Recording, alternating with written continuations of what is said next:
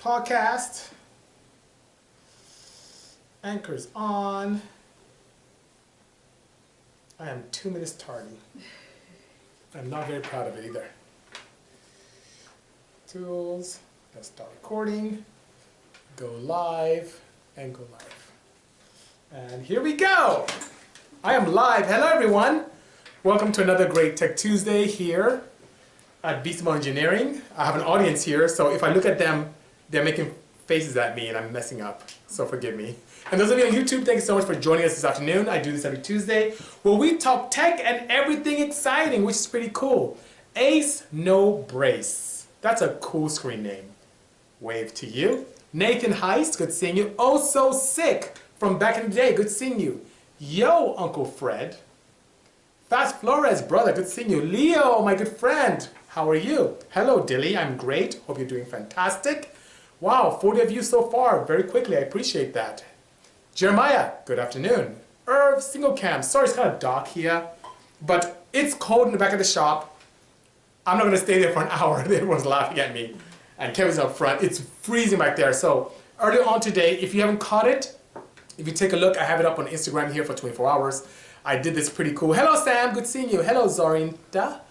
Hi Damien. I'm doing well. Maratis, Kevin ITB. Oh, Kevin's here. Oh, you may want to get that. Yeah. See who it is. And if not, take a message. Good afternoon, Built by Drew. Hello, Fast Flores. Portia Tails. K, I'm telling you, K the world. K is like the small LS swap now. So I'm seeing that so much. Hello, Alfie. Good seeing you. Alfie, I did it today for you. I did a Purell presentation to the team and put all of you on there just for you. So if you didn't see it, Alfie, or didn't see it in entirety, I still have it up here on Instagram for another 23 hours now, which is pretty nice. Hello, 813. Nothing special here at the shop. In the conference room, because it's cold in the back of the shop with all the cars. It's pretty crazy. And today, I want to start off with something really exciting. Exciting for me, hopefully exciting for you, but it's about connecting rods. The unsung hero of the engine, internal combustion engine, which a lot of people don't pay attention to. And I really want to talk about the difference between the H-beams, so it's like an H kind of pattern here on this, like an H, like that, or an I-beam. And we'll also get into different materials as well, and why one is more desirable over the other. So, talking first about connecting rods, look at the I-beam. This is a pretty cool design. Look at it, it's pretty slender. So as the engine turns, it does a great job in cutting through the taffy and the mist that forms in a crankcase of oil and air, which is pretty nice. So it does cut through that very nicely, allows for very small absorption of energy by the crankcase, and it's almost like knife edging your crank. So it cuts through very easily and makes a very good opportunity for power and reliability and all that good stuff. But just because of the design, because of how the gradient of force is distributed on this rod, it doesn't do extremely well for low RPM, high torque engines. It tends to fracture quite easily, even though it has this very nice windage-friendly design. And that's why you have applications like the H-beam, which can handle low RPM torque and some nice high RPM power as well. It may not have the windage advantages of the I-beam, but it is my rod of choice and very popular one as well. That's why they're fairly cost effective compared to this. Now this is the same application. These are for like a Porsche engine, which you see dimensionally they're very similar, which is pretty nice, right? So that's pretty cool. Now what's really interesting is that this is about 20 grams lighter than this. And this can handle even more stressors than that. But what do you do if you really want to experiment, or you really want something super lightweight and you don't want to bear the expense of what Albert loves, which is titanium rods and NSX? You can go with aluminum or aluminum. And this is really old school. This is some old school V8 stuff. This is like a Howard rod, old school East LA, Central LA rod that held a lot, but it's like a Honda boosted application. And the great thing about this, you can have the weight advantages. It's very cost effective to manufacture, so you have the opportunity to experiment very easily. It's very forgiving because it has the opportunity to be a bit of a shock absorber, so when you have some detonation, it absorbs it very nicely. But the bad thing, I know it is huge, and you just, oh, you beat me to it. You're very good. Thank you so much, Mark 5. Because of the strength, to get the strength aluminum, it has to be this large. And because the aluminum expands very nicely, you may see this pin right here, that pin. That is a locator for the bearing. This can expand so much that the crushing the bearing is not enough to keep the bearing in place. You have to drill a hole through the bearing, one bearing, and have this locator intact. I'm getting a poor connection, which is sad, which I shouldn't be. You have this locator intact so that the bearing doesn't spin. But it's great for experimentation because you can do very small quantities in a very cost-effective manner. And for drag racing or high horsepower crazy racing as well is great. The longevity is not as ideal as what you may see with a steel rod, but it's much, much lighter and can absorb really bad things happening to the engine much easier. Also, these expand more than this. You can do a piston to head clearance on an inline 4 light assembly or about 30 thou. You need to do at least 50 thou with this so you don't smack the head when the engine warms up. And you don't want this in snow regions when it's cold because you can get hot oil splashing on a cold rod and it can shatter it. So, great for experimentation, great for drag racing in warm weather, very lightweight, great to experiment.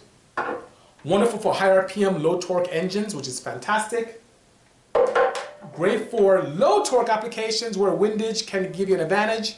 Some all motor, maybe small stuff, all motor Porsche, all motor Honda, all motor Toyota. Pretty cool. But these tend to be a little bit more expensive. Net, H-beams reign supreme in terms of cost, availability, and ability to also handle low RPM torque, which is fantastic.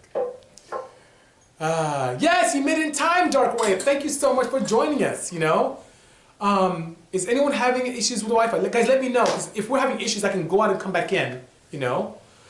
Will I be looking to post to the UK? Well, I don't look to have my facility moved there, but I go to UK at least once a year, which is pretty nice, you know.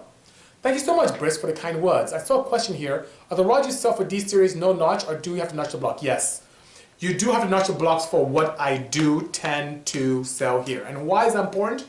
Because if you make the H-beam rod thin enough to clear for a D-Series 90 stroke, it's not strong. And I have customers who make everything from 150 horsepower in a rotors application to north of 800, and they want rods that can work for them. Notching the bottom end is not a big deal. It's what you have to do to clearance, give at least 50,000 clearance between the rod end to be able to allow you for no contact and a very long, reliable engine. It's not a big deal to be able to get the integrity and strength that you need. Even my level 3.6 camshafts for the D-Series, the cams are so big, you have to clearance the galley in the head for oil. It's what you have to do to make the power. It's a small machining operation to get the reliability you need, you know? The H-beams you see made by Eagle, Manly, eBay, are they from the same shop? No. The Eagle ones, definitely I know they have their own thing going, which is pretty interesting. The eBay stuff, I don't purchase that stuff, so I really don't know. I don't know where it comes from. But I like Eagle stuff. Eagle is what I actually have, and I have the ESP, really nice, polished, shot-peened, high surface tension stuff in the Waggle van, which is pretty nice. The Waggle van I put up today, which is nice. Aluminum is also good for vibration. Yes, anything that has to do with absorption of shock energy, aluminum, this is pretty good, you know. Can I recommend oil for my Mark IV Golf GTI with a VR4 swap daily driven? I'm a very hot country. Definitely Purell. Purell is the way to go. I ship overseas. If you're in Europe, we have people out there. If you're in Africa, we have people out there, but definitely the Purell. It was right behind me. I was just reviewing it earlier on today. I think I have the 1040, which works extremely well for high temperatures and crazy build engines, which is pretty nice. So you can do very well with that. Are we hiring? What's upcoming from Orange County? Hello, Nora from Orange County. If you want to join the team, send a email with your resume to sales@bisimoto.com and maybe you can be part of our exciting team here. My favorite car. I get this every Tech Tuesday. So I'll share it again because I love talking about it. I don't have a favorite vehicle in particular. You should, Fast Flores, you'll love it. I kind of broke my cars down into cool, popular factor, fun, and scary. So, what's the most popular one I have now? It's kind of a tie between the wagon and the van. The wagon is awesome because it's all-wheel drive, really fast, sequential gearbox, really cool. The van is so recognizable, so it's one of my favorite duo of cars. When it comes to, I would just say sheer enjoyment, that's just absolutely fantastic. I can't beat the center seat Porsche. So the red Boxman, I call her. Yeah, I know, BB detailing again. I'm answering it. I'm here, you know. By all means, the center seat is the way to go because it's extremely balanced, has the power and balance like you're one with the car. It's like a It's like a go-kart on steroids. And when it comes to what scares me, the blue Porsche with the rear turbos hanging out that I did a video of shooting fire yesterday, I think, the day before. That is frightening. It's a fun car. It puts you right at the edge of control and lack of control, which is pretty cool. Which one, Sam? I assume the red one, because you built it. It was really nice. Thank you so much, Nora. Thank you. Is it financially feasible to put a turbo on a stock 83944? It depends on what your budget is. Doing a custom bespoke setup like that with wiring and engine management solution could be as cost effective as $5 grand with components and help, and if you know how to weld and fabricate, to ballooning to 20, which is pretty crazy, you know? Hello, Travis West. Good seeing you. Thank you for joining me this wonderful afternoon. You can't find any for your engine anywhere. What are you looking for, Grand Yoginis? I kind of missed it, you know? Pure in a rotary, would there be significant benefits? Have you tried it? So we have clients who have, with much success, only if you don't have the oil injection into your fuel system. So, you know, the standard rotary 13B, 12A, 20B, whatever the case may be, has an orifice that allows crankcase oil to be consumed by the engine. If you have a system that's standalone, where you have, you know, you're doing something with fuel, unique, and you don't ingest crankcase engine oil, then yes. Rotaries, because they tend to ingest engine oil, require, worst case, a semi-sand, best case, a mineral. But to give you the protection and longevity and control and heat dissipation that you need, if you have a separate system for your induction and crankcase, then yes, you can. Hope that makes sense. Ling is asking what are the benefits of sequential transmission, above and beyond just being badass, just absolutely fun to drive. A sequential can take a stock car, you can take a stock Corolla, put a sequential, and it just makes it an entire different driving experience. But here's what's great about sequential. It minimizes the ability for you to miss gears, because you can miss gears with an H-pattern setup.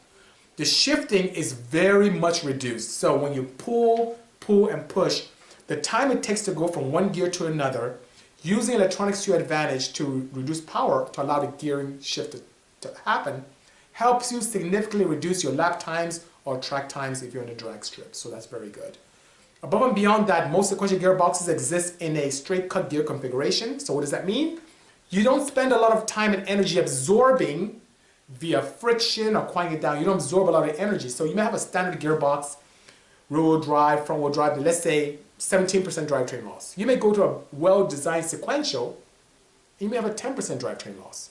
So the advantages of power in terms of less losses in the drivetrain, and being able to reduce lap times or elapsed times on the drag strip, which is nice. Wi-Fi is glitching, they're saying. Let me see, I shouldn't be on Wi-Fi. I'm not on Wi-Fi. So, guys, I'm not on Wi-Fi, I'm on regular 4G. So I don't know why it's glitching. Let me know if it still misbehaves. If so, I will leave and come out. Kevin, how's it looking over there? It is a little glitchy. Okay. Tell you what, for those of you on Instagram, I'm going to go out and come back in. So hang tight, guys. I hate doing that because I end up losing a bunch of people. I know. So I'm going to go out, I'm going to exit the app, get rid of all this other stuff. I'm going to look at, I have a strong signal, and I'm on LTE. Wow, okay, let's go back in. Maybe it's the system. It's very peculiar, it's quite annoying actually. Okay. So Kevin, I'm going to go live again. I'm live now again. Guys, so sorry for the Instagram glitches, but I'm back, and hopefully we have a better signal. Hello, Inject Tuning. Thank you for joining me. Inject Tuning, let me know. AJ, good seeing you. Let me know if it's better now, or if it's still rubbish, if it's still glitching. Kevin, you're out there. You can probably tell me if it's still glitching as well. Not so far. Not so far, so good? King Weston 21, waves to you. Thank you, Drifter Tim. AJ, good seeing you. Long time no speak, AJ. AJ, a bunch of your stuff came in, except I'm waiting for the Rywire stuff. I don't know what's going on. Better, says Guy. Thank you, Guy Gillette. Appreciate that very much. Lab Monkey, hello. Young Girls Boy, good afternoon. Good seeing you.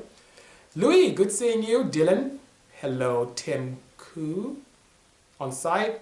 Good seeing all of you. Thank you and welcome back. Jeremiah, Jim, Genghis Khan. You have a cool screen name. I really like that. Bino, SRT8. Hello. Tony Boyd. Let me know, guys, if this signal's much better. Because before, a moment ago, I was glitching like crazy. Went out, closed the app, came back in. I'm not on Wi-Fi. I'm on 4G LTE on T-Mobile. And it's misbehaving. So sorry, guys. Let me know if it's much better now. Earlier on, I was talking about rods. We talked about I-beams and the windage advantages there. We talked about H-beams and its ability to handle low RPM torque and high RPM power. Thank you so much, Gieman. And we talked about aluminum rods and advantages for experimentation, lightweight, and absorption of vibration and detonation, which is pretty nice. You know, have I built any UTV engines? No, I haven't, brother. I have not. I've been limited to a lot of inline 4, V6, inline 6, and 8 series engines and the occasional V10. Hello, Shell. Thanks for joining us this afternoon. What modifications are needed or recommended for building a NA high RPM engine? First, Ado, the key to making power with a high RPM NA engine is in the head. Hello, MJ Photograph. Thank you so much for the wonderful photos you took, which allowed me to do what I had to do today to let people know about Tech Tuesday. Secondly, above and beyond being able to flow very nicely, you have to be able to have your valve train handle the rigors, pressures, and stability or lack thereof of high RPM. So what I've done very well, I've done everything from beehives to straight linear single springs to dual springs to triple springs. And all I've done many times is to find a harmonic or not find a harmonic that can disrupt and create float and issues with my valve train. Reverse head to B series, it looks really cool, but it doesn't really make any power. You just take the same head, same flow, and just turning it the other way, which is cool. It looks really cool, but doesn't make any more power than factory, you know. Any other books on how to build horsepower to learn more about camshaft science? Yes, there is. There's Airflow Basics. What I would do is send the Arthur, I'm drawing a blank on Airflow Basics. It's a blue book, has a pretty crazy graph on front. The name I don't remember, but I'll try and put that up tomorrow. I'll take a photo of it and try and put it up for you guys so you can be able to see that. But there is another book that can tell you more insights on camshaft design, you know? Thoughts on intercooler versus condenser? Well, it really depends. So condenser, intercoolers, they're all heat exchange devices. The fin count, design, the medium of heat exchange all determines. That's a bit of a broad question, super broad. It's like asking, you know, what's a better car to get? But it really depends on the application and what you're doing. I can tell you one thing as a good rule of thumb, liquid to air setups, where they use a condenser or a well-designed condenser or a heat exchanger via intercooler, liquid to airs are very efficient. It adds complexity and some density, but then again, does a great job, smashing job when designed well in cooling and keeping air temps close to ambient, which I love very much. Air to airs are very simple, very straightforward, whether you're looking at a condenser or a heat exchanger, just depending on design. And it can do a very good job in allowing you to create a cooling medium for the compressed air that's much more hotter, but is not as efficient as a properly designed liquid to air, you know? Water to air versus fluid, you just talked about that. I just talked about it, no problem, you know? Do you think a 5.3 LS in a Del Sol with a rear-wheel drive conversion would be cool for drifting? Yes, it would be awesome cool for drifting. Except from what I gather, for the proper drift, you kind of want an FR layout. So if you're going to put the engine in front, that'd be cool. If you're going to put the engine in the back, it could be a little not as ideal for that application. Hope that makes sense. Gero Boca, you definitely need to subscribe to my YouTube channel. Gero Boca is asking turbo versus supercharger. We talked about that last week. So go to the Bisimoto YouTube page, take a look at the very nice Tech Tuesday we had then. I was here in the office. I was talking a little bit about the Hyundai Veloster N, and I go into much detail about the advantages and disadvantages of each, which is pretty nice, you know? MJ Photograph, my neighbor, he is asking for a friend, what sporty used car would you buy for 10K thereabout? Me? S2000. What do you think? What would you buy for $10,000, Albert? Sporty car. 10 grand. Not a lot of money, but you can get some good car with that. I said S2000. If you want to do something a little more German, I love the Boxster. It's pretty freaking good for for 10,000. Kevin, what do you think? For 10 grand, what do you think is good? Oh, I didn't hear the question. For $10,000, what's a good sporty used car for about 10 grand? Are they leaving in stock? Yeah, leaving stock. Or, you know, since we're all enthusiasts, you're going to modify it later on. But you got 10 grand, you want something cool for the meantime, and you'll end up upgrading a little bit. Depends on what your goals for it are, what you're going to do with it. He's probably going to tell me some, like Camaro or something. Kevin says it depends what you're going to do with it. I like the S2K. Are you still thinking, Albert? I'm just thinking. Thinking? Any choices? About a $10,000 car? She's like, no. No. She says no. Okay. So, Joe J72 has a good question. What do I prefer, B series or K? Obviously, I've never owned a B series car. Did you know that, Kevin?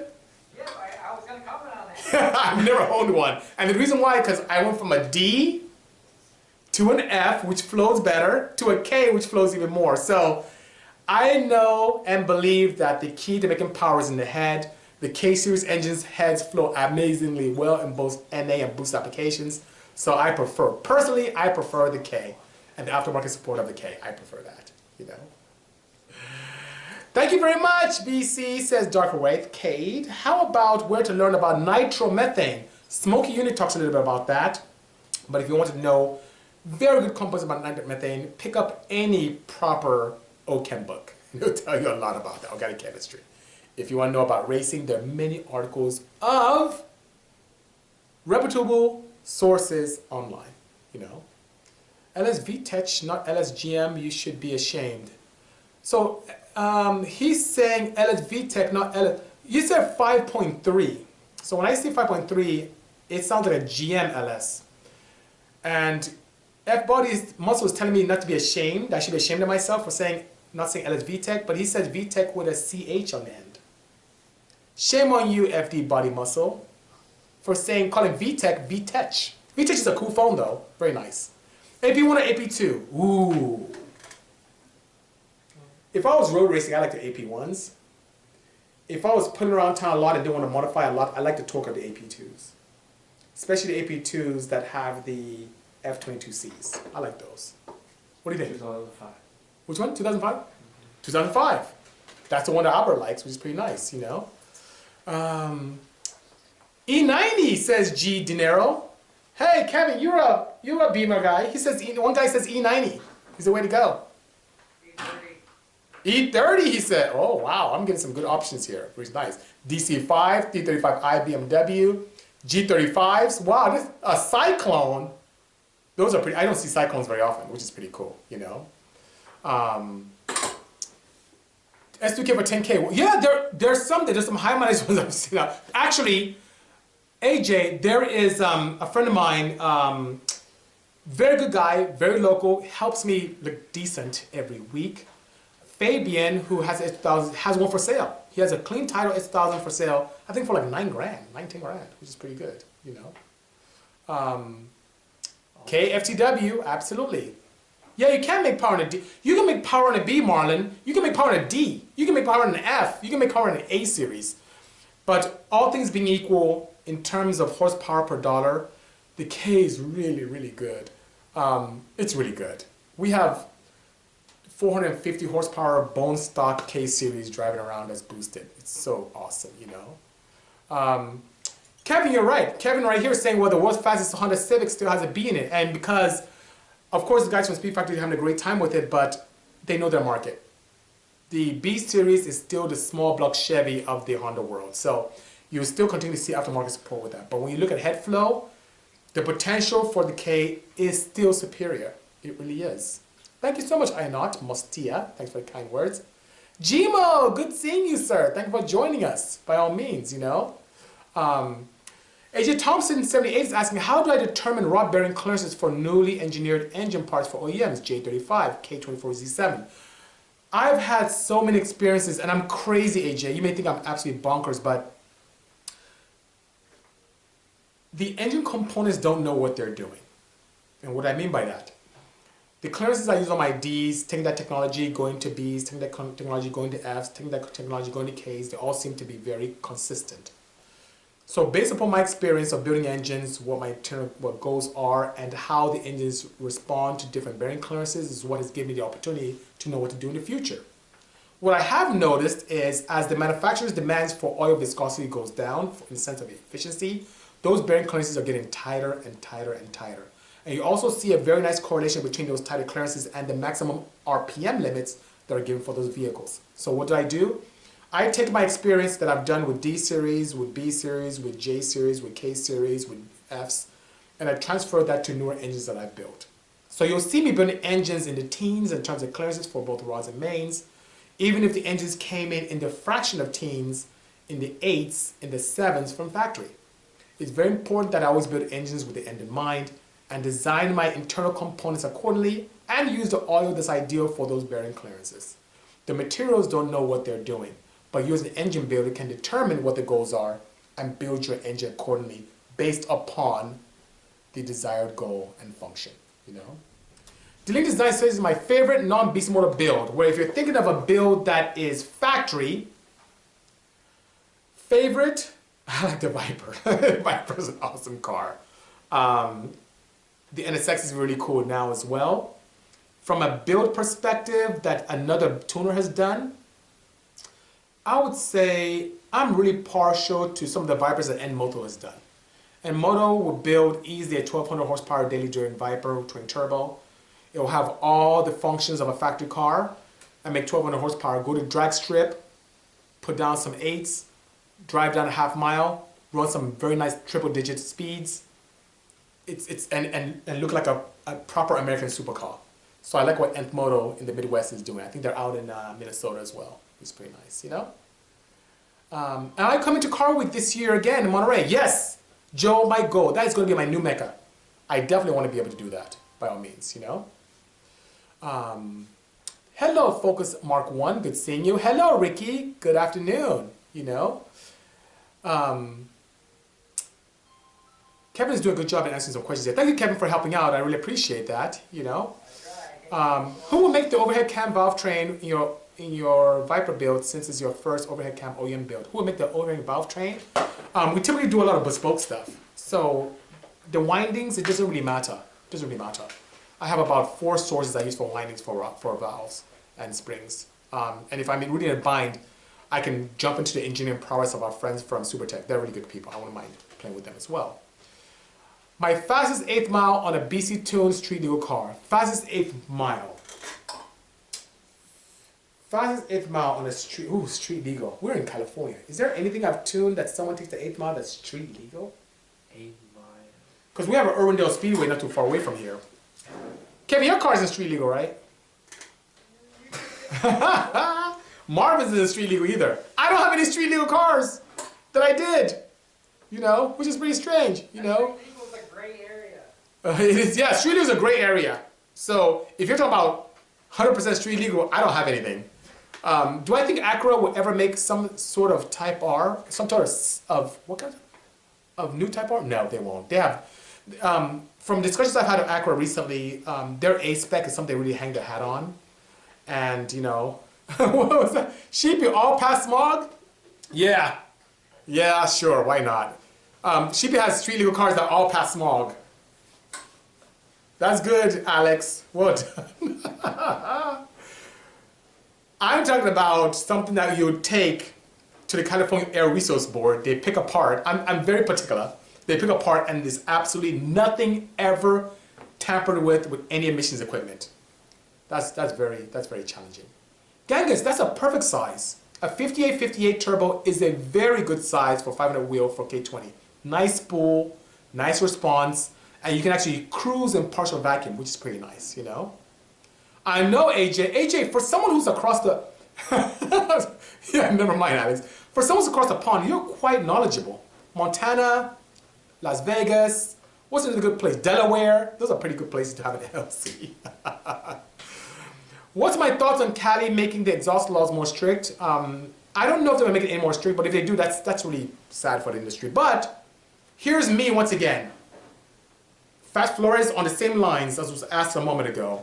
The new exhaust laws create an opportunity. Just like people say, you know, Bisi, how do you feel about an impending economic downturn. What does that mean? Wherever there is a challenge, there's opportunity. It really gives companies like us, Alex, you're here as well, the guys from Borla, there are a lot of companies out there, Albert's here as well. It gives the opportunity for people to create newer designs that can allow you to eat your cake and have it too. To fall within the realm of legality, but also give you the power and reliability that you need, which is pretty nice. Yeah, Jeremiah, sure you are very street legal. Super street legal, you know. Why are Japanese cars so unappreciated in the old-timer market? Well, Ling, it depends. If you think about old school Japanese, it's appreciated. There's at least in Southern California, and Ling, I don't know if you've been here in SoCal, but there's a strong old school JDM culture here. Amazingly bananas. If you go to, it used to be at Queen Mary and now it's going to a bigger venue. If you go to like the Japanese classic car show, it is bananas. It's ridiculous. It rivals, if not surpasses, some of the crazy domestic stuff that goes on here.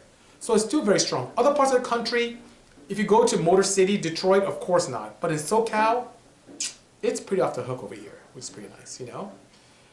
That Race Focus is asking, have I ever worked on the first gen Focus? No, I have not. The closest thing to any Ford product I've done and had fun with, that's a bit of a first generation, would be the first generation EcoBoost Mustang. That's something we've done and had great success with, you know? When will I be at the Irwindale Speedway? Guess what? I'm shooting a photo shoot with Super Street on Monday. It's supposed to be Friday, but something came up, so I'm moving to Monday. After that, I'm going to live in Irwindale. So don't be surprised if that very same Thursday I'm out there. Kevin, is it Thursday only now, or is it multiple days for Irwindale? Irwindale? I've only been to Irwindale like twice. Oh, that's true. He's not your favorite track. How about you? Do you know about Irwindale Drag Speed? It used to be Thursday a lot, but... Thursday, should be Thursday. Yeah, so I'll be there very often, you know. Things are great, Dan. Good seeing you, sir. Hope everything is well. You know what? I haven't been to Hawaii. He's asking I should visit Hawaii. I haven't been to Hawaii in eons. I would say it's been over 10 years. I need to go to Hawaii. I heard it's pretty awesome. And a great call culture there as well. Good evening, Aden Good. How are you, sir? Hope everything is well. Boosted GD3, must be a fit guy, says, do you have an engine dyno room or do I use only the hub or rotor? So I don't have an engine dyno room. When I have the need to send the engine overseas, there's a facility right, literally a stone throw for me, where I can use, and I have used their engine dyno. But in-house, I use the closest thing to an engine dyno that allows me to put the engine in its natural environment. And that is the Dynapack. When you tune an engine, especially an ITB or carbureted engine that has external or vented horns in an engine room, when you put it in an engine bay where the firewall is close to it, it changes the dynamics of the engine completely. So for me, it's much more cost effective and ideal for my clients and allows me to do a better job if I have the engine built. I can experiment with external components on the engine room, but still tune it on a hub-based dyno where I don't have any variables of tire growth, tire slippage, any challenges with data corruption by having alignment that's not ideal. On a Dynapack, I have one wheel facing forward and the other one facing sideways, and it still tunes very nicely. It has no influence whatsoever whether you have a good alignment or not, you know? I didn't good know. I've been so busy taking care of customers. I haven't had the opportunity to do that, you know? Thank you so much, BD. Boosted GD3 for me. Appreciate the kind words, indeed. Adding good, I just been swamped. Ever been to Sweden? No, but I want to. I was at the NHRA museum, and I was talking to some film crew people, and we're thinking about doing something really creative with the team, where Sweden will be one of the venues to go out there, because I understand in Sweden there's a huge car culture there. And I'd love to be able to explore it firsthand and have some fun, you know? Son of Pin asking, have I ever thought about appearing in the Street Outlaws trilogy? No, I haven't. I'm not, please don't kill me. I'm not even familiar with that show. I've heard of it through my customers. I've seen commercials, but I've never watched a full episode. I've even met the cast of the shows at the Turbinex booth at PRI, like multiple times every year, but I haven't had the chance. Are you familiar with the show, Albert, by any chance, the Street Outlaws? How about you, Kevin? Is there one shows you enjoy? Oh, I watch that show faithfully. Oh, so I have a disciple here of the show who faithfully watches it. Yeah, Son of Pain, I'm keeping it real. I don't really watch much television. It's really sad. I watch Jeopardy. Don't kill me. Once in a while, Albert's laughing at me. But I really don't watch a lot of telly, and definitely don't do that, you know. Oh my God. When you tune your engine on the dyno, what times do you tune, like due to weather effects on the vehicle? So here's the great thing. Luckily for us, we have corrections on the dynos. SAE-based corrections by Society of Automotive Engineers and some STP information that's also taken into consideration. We have no control over climate, but I try to limit tuning during places when it's extremely cold or extremely humid. I try to, but the dynos do do a good job in doing some corrections. The key thing is this when you dyno tune, and I say this to customers and people who even jump from one dyno to another. It's not good to even compare dynos, different dynos. What you want to do is come in a certain way and leave much better. That's what's important, you know. What would I say is the best car ever built? Wow, the best. The best. The best car I've ever built. Wow, that's so... The most creative one was tied between the Odyssey and the rear-wheel drive converted Santa Fe. But the best I've ever built? I should say the wagon, probably. That's a good question. It has to be the wagon because it's a front-wheel drive wagon, very sleeper, K-series swap. I've never done a K-series swap in any of my engines. I usually keep a K in a K chassis, like the 19 Civic we did for Honda. It's all-wheel drive with components from the CRV. It has a sequential gearbox. It has drive-by-wire. It has all the modern technology. It has flex fuel, modern technology in an old-school 25-year-plus classic car. It's pretty cool. But I'm also partial to the blue Porsche. It was my first foray into the Porsche market with the twin turbos in the rear. That also has modern technology. But Kevin, you were with me when I did partial throttle on the wagon. That thing felt awesome, didn't it? Awesome. So Kevin was with me when we went to IBOC event, and we just went down near IBOC, and I just went half throttle. That thing was, it didn't even spin. It was awesome. It was really cool, which I'm not used to, you know. Quick thoughts. It says Nagibibotritz on the F22 versus F23 is neutral. Okay, I will tell you my thoughts on the F22. Let's make it very simple. Let's talk about the F22A versus the F23. F23 has a little bit longer stroke, so you're going from a 95 to 97, so there's a little advantage there. The F23 on that same stroke has much narrower bearings, which I don't find very appealing in terms of being able to provide a good boundary for power. I like to use wider bearings where possible. I also have the advantage with the F22A because the F23 has a 55mm main journal, while the F22A has a 50mm main journal. What does that mean? That means the speed's a little bit different for the viscosity layers between the boundary of the crankshaft and the bearing, and that leads itself to a little bit of power and a little bit of cool longevity. But the key thing, as I talked about, is it seems to be the topic of the day, is head flow. The F22A, by far, on both intake and exhaust, outflows the F23 VTEC, period. Now it's good to have the VTEC assembly on the F23, which allows you to have a much nicer torque curve down low and up top, especially with larger camshafts.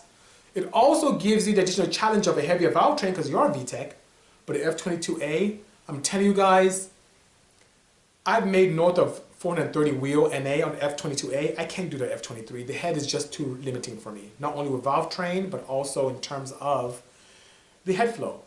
By all means, I have to go with the F22A, non-VTEC setup. Gmo's asking, have I ever got a speeding ticket? Of course!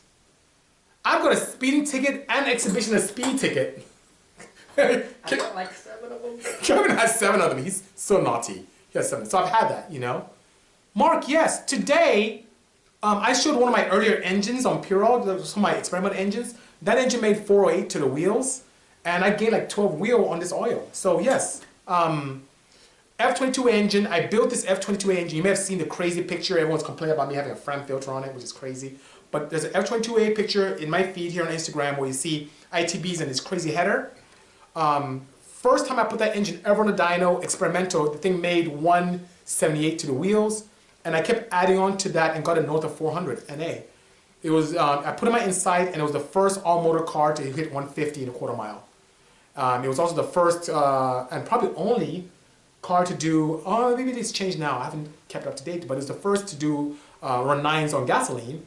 It's the first non-VTEC to even run 9s. Guess what? And my car is still unibody. It's not back half or front half.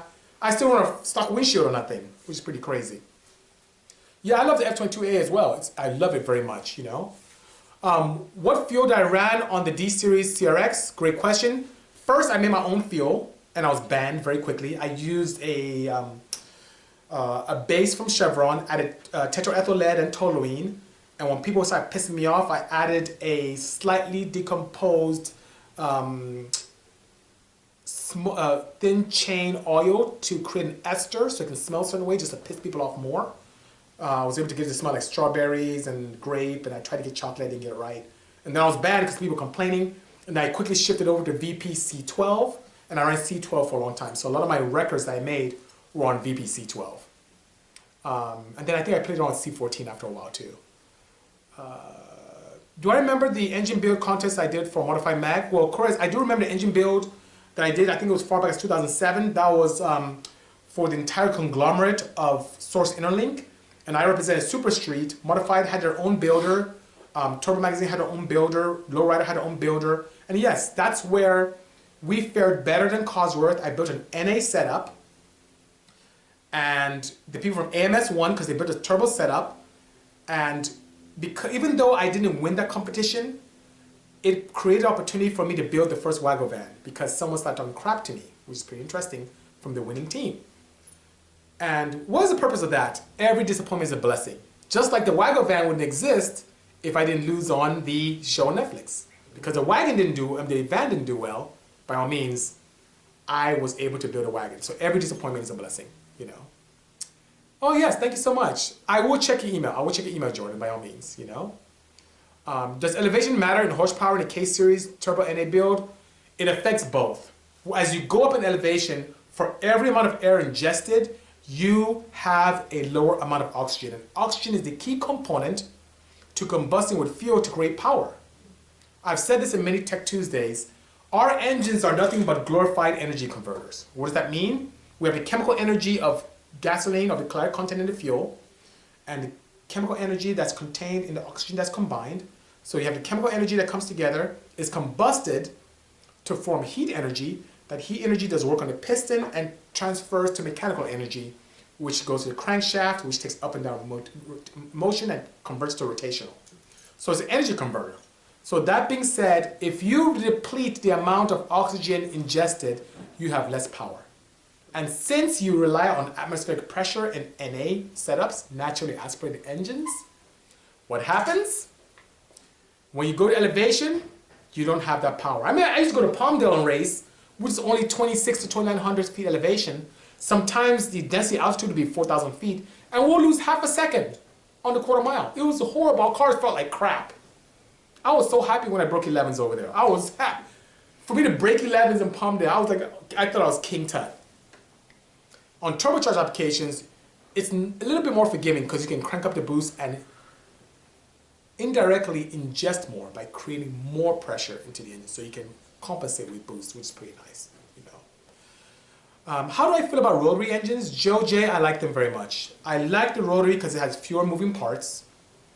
Definitely pales in comparison when you compare it to a piston-style engine. Much fewer parts. I think it's very clever how the engine design works and how it does with ingestion of air, the combustion and expulsion of combusted gases. It's very small, relatively lightweight, gives you the opportunity to put a lower center of gravity. They sound really, really cool. They just create a lot of heat and are not very environmentally friendly in terms of emissions. It's very hard to control the emissions and heat in those, you know? Mark says, can you build me a dry sump system for my Turbo D-Series? I could, but it'd be a pretty penny being a one-off. The challenge with the D-Series market is that a lot of guys who go into that are very frugal, so when you create something, it doesn't really move very well. I can point you in the right direction to help out, but it could be a pretty penny. If you're serious, write to us and I'll see what I can do to help you out, okay? How much time we got left? 10 minutes. A little bit about 10 minutes and I'll be gone. I can take the guys to lunch and whatnot, you know? What have you spent over $1,000 on, Kevin? Well, some guys ask me average tuning cost. Okay, okay. So, on setups and stuff. yes, for a guy who has a straightforward build, and my team will tell you this if you ever call in here, I charge $220 an hour for tuning, and the average tune is 2 to 3 hours if you have no challenges whatsoever. So you have a standard, straightforward Civic, Porsche, you know, whatever the case may be, Integra, Type of, It's pretty straightforward, you know? So, machinist spare side need diesel applications. The sad thing is that as we interact with a lot of OEMs are moving farther and farther away from diesel. Diesel still have this mindset of being a dirty fuel. Porsche has already started with that whole challenge of ceasing all production of diesels, and others will follow suit. If CES, Consumer Electronics Show, that we go to Vegas every year, is an indication of the future of automotive, you're going to see a lot more hybrids and EVs coming from every manufacturer, you know. Slick BMW is asking, what's my next build? So in the back of the facility, well, first we're going to do something really exciting with Hyundai this year, which I'm very proud about. We're in talks with Mazda, so something may come away from our friends from Japan. You never know. I have a Mercedes, old school E1, not if I say E1, 190E coming, and an AW11 MR2, which is pretty cool, you know. Yep, 8-pound DC flywheel, even lower. My D-Series custom flywheel in my Insight with my HDD kit is like 6.5 pounds, which is awesome, you know. Thank you.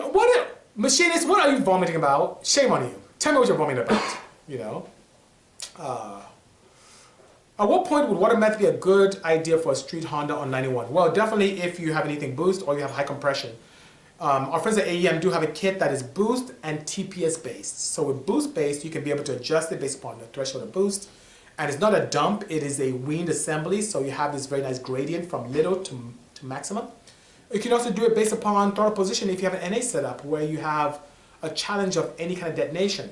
The technology from water methanol came from World War II when good fuel was getting scarcer and scarcer to find, and jets, planes needed a very cost-effective way of keeping octane up. So by doing that, you have the opportunity to keep knock and damaging detonation at bay. And if you have methanol as an additive, in this say in a 50-50 mixture, which is very safe, it has a little bit of advantage of a caloric input that can allow you to make more power, which is pretty nice, you know. And then Good is saying, will a lightweight flywheel be good for a turbo build? Yes, I use it all the time. Even my wagon has aluminum flywheel on a twin disc application. It allows you the opportunity to rev up quickly, improve spool, but it also falls out of boost very quickly as well. So you have to mind your P's and Q's when you're driving. But since the name of the game is to get from point A to point B as quickly as possible, the lightweight flywheel helps tremendously. Teams and people who have more money than all of us combined, being F1, they go out of their way to use assemblies that are very small and very lightweight. Carbon and carbon fiber is used extensively, even in drivetrain components, to be able to mimic what we see with flywheels, which is pretty exciting, you know. Good seeing as well, Luxury Furniture Brand. Thank you so much for joining us. Hello, Frank Figs. Thank you so much. Am I going to any events with Craig Lieberman? I keep getting this. Is Craig doing something above and beyond what he did back in the day with Nopi? Let me know. Last week or a couple weeks ago, I was asked if I'm going to build a new Supra with Craig Lieberman. Maybe I should give him a call and find out what he's doing. Craig and I have a very good relationship that spanned many, many decades. So I'd love to be able to talk to him and see what he has going on, you know. Yes, there are carbon-based flywheels that exist in many aspects of motorsports, by all means, you know. I plan Marky Mark's 2 TM to go super fast in MR2. I'm a sucker for mid-engine rear-wheel drive applications that are very, very exciting, you know. When will I be next at the Fontana track? Drag race, I need to look at the schedule because I want to be out there and have some fun. On the road race track, I think our next going out event is the California Festival of Speed, which we're trying to get a booth there, which is pretty nice, you know. Frank Figs, Mercedes is just chilling in the shop right now. We're just trying to reorganize for the year and see how it can pan out. But I haven't touched it in the past couple of weeks. I haven't touched it this year at all, to be honest with you. We're in the mid of February right now. I haven't touched it yet. We've discussed it. I'm even considering either building it this year or building MR2. I may have to choose one. Building both may be a little bit of a drain for us, but you know, it depends. Misfit Gang CA is asking, do we sponsor? Oh my God, time is flying. Okay, yes we do. I help teams as much as possible. I provide partial sponsorships for products that we carry and products of our partners. So whether it's Purell, Turbonetics, AEM, we help as much as possible. The more enthusiasts out there having fun, the better the scene is. So we're always here to help, you know. You're putting in an order this weekend. Can you save an AEM fuel pump 85 compatible? Yes, I can, Nathan. I have quite a few in stock here for many applications. Whether it's Honda, Subaru, Porsche, I have them all, you know. Thank you so much, Frank. I appreciate the kind words. I look forward to making it very exciting, you know. So, Son of Pain, what is a good car to buy under 5,000 to tune? Street strip. Under 5 grand? Oh, that's tough. Impossible. Kevin said impossible. The trainer, what are you drawing? What is that? He says, oh, 5 grand, that's tough. Modifiable under 5 grand. I would say an RSX. I would say an RSX. Yeah. You can get an RSX, you can do a flash, do some cool stuff, NA. You can find a Type S, or maybe a base, no? What do you think? 2000 Civic Si. A 2000 Civic Si with a K? Good. No, that's B in there. It's like, look, find one of those. Under 5K, a Miata. Miatas are cool, fun, offer a lot, but tunability, They're slow. and they're kind of slow, but tunability is kind of, unless you're talking tunability of suspension and tracking. That may be really cool. Miata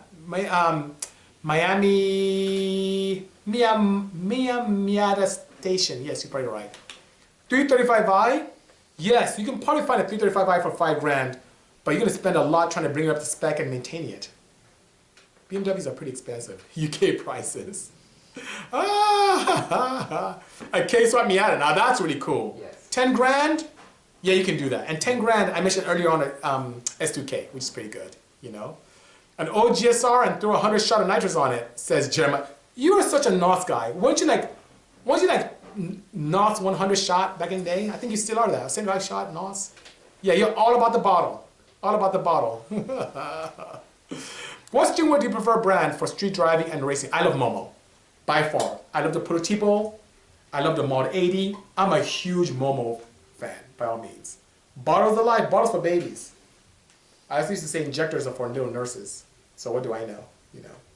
When am I going to build a 240? I'll tell you for real, Mark, before I let you go, because it's time for me to depart. I will build a 240 as soon as I get a... Who said 500 shot of nitrous? Oh my God. I will build a 240 as soon as I secure a very good relationship with Nissan. Because what I love to do with manufacturers as we develop relationships is build cars that are congruent in terms of the entire car culture. What I mean by that? Let's say, for example, with Mazda. In the event I do something with Mazda, I love to build a really new school car that's current, up to date, and build something old school and really show how the soul of performance exists in something old and new. I'm a huge advocate of that, you know. Hello, Duran. I didn't even know you were here. Just ninja'd up in here. I didn't know. Good seeing you, sir. You know. You do have a... Yeah, you do. I do. And So I'm going to help Kevin out. So I'll live the motors. vicariously through him, but he may end up doing something more muscle. I know him. He's going to probably do something like that. General muscle, I appreciate both, you know. Ronnie says, have I ever built a Civic? No. Albert's laughing. Kevin said no. Okay, so Civic. Can I consider CRX a Civic CRX? Yeah. Okay. Zero. So my first car that I performed, manufactured parts for, and even modified was a Civic CRX. My first wagon was a Civic. I have a Civic wagon now. I built a 2012 Civic to help Honda launch the 9th Gen Civic application. So yeah, and I have a Civic wagon in the back of the house and the 9th Gen Civic in the house too. So yes, answer is yes. Okie Bites is laughing. Oh my God. Well guys, it was a slice of heaven. I must depart and take the team out to grab a bite and discuss some cool plans for this year, including the Mercedes-Benz. So thank you so much for joining me this afternoon, by all means. And that being said, 911 Weather, thank you so much for supporting the Pulse Chamber. And if you don't have a sound arrestor, we do have them in stock and we can help you. Good seeing you, Dennis.